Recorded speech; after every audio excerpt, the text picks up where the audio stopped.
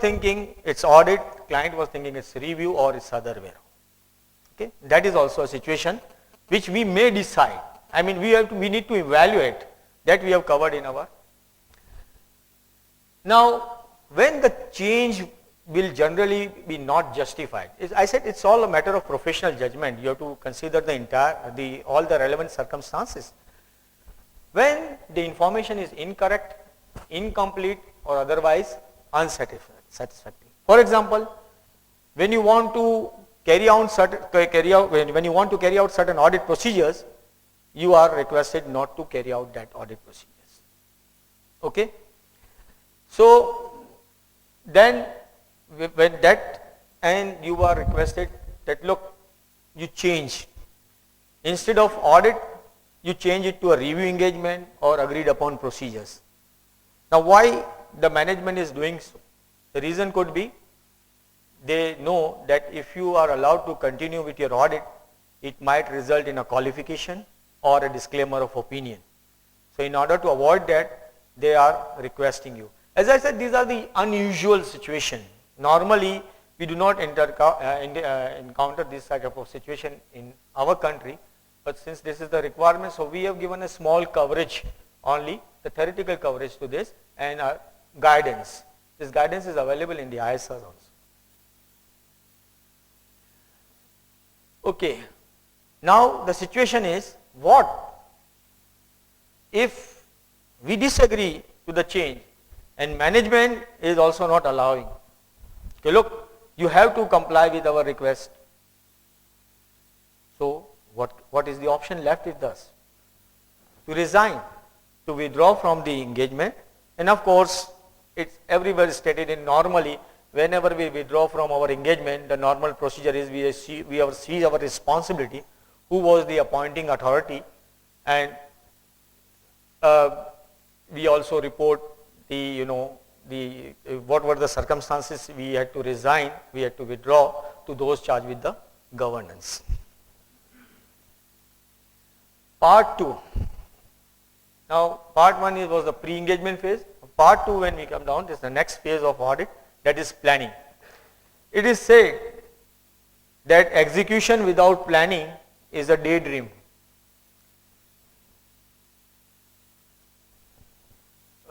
Planning without execution is a daydream, and execution without planning is a nightmare. When you execute something without planning, it turns into a nightmare. And when you plan and don't execute, that is a daydream. So planning is, the significance of planning can be realized from the fact that planning helps us to conduct our audit in an effective and efficient manner. Now as far as the effective manner is concerned, that is the requirement, that audit needs to be effective. Effective means that it should ensure that the financial statements are free from material misstatement. Now it needs to be efficient. Now this is a business. This is to our advantage that audit should be efficient. So if you are efficient, then subject to the ATR requirement of audit fees, you can even charge the fees lower than what was charged by your predecessor, because you can conduct your audit more efficiently without compromising on the basic principles, without compromising on the quality. You can conduct the same audit. I still remember I conducted a workshop. It was a very interesting one. What need not be documented? Normally sometimes we waste a lot of our energy and time in the areas where we should not.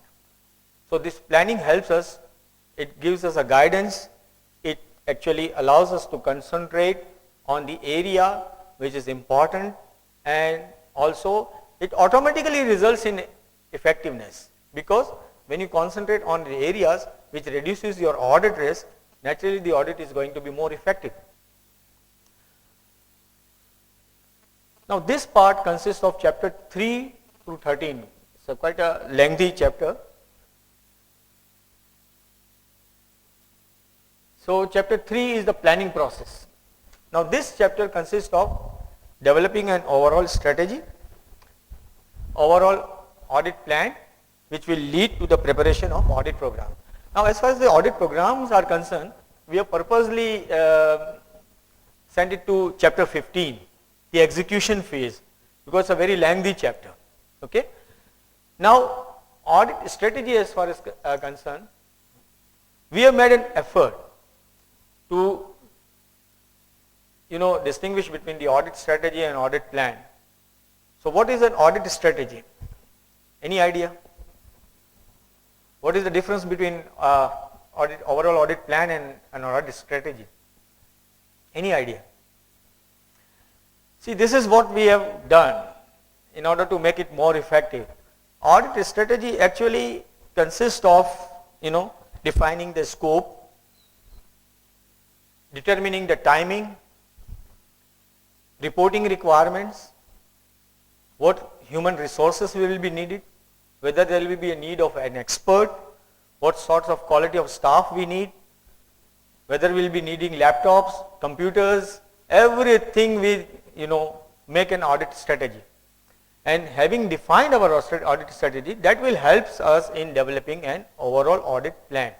So we made a clear distinction between these three phases. Actually I would call it audit strategy, developing an overall audit plan, and audit program.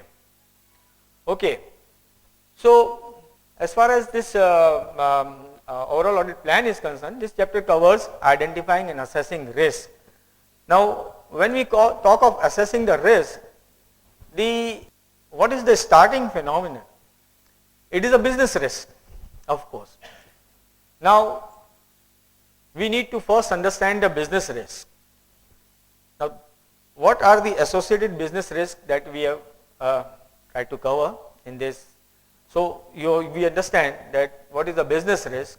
Business risk is that normally results from conditions, events, circumstances, actions or inactions. What will they do? They might adversely affect. Affect what? The entity's ability to achieve its objective and executing its strategies. Or the business risk could result by setting up inappropriate or wrong strategies. Why we are worried about this business risk? The questions might crop up. Why you people have covered the business risk? What we need to do with that? Why it's so important? Okay?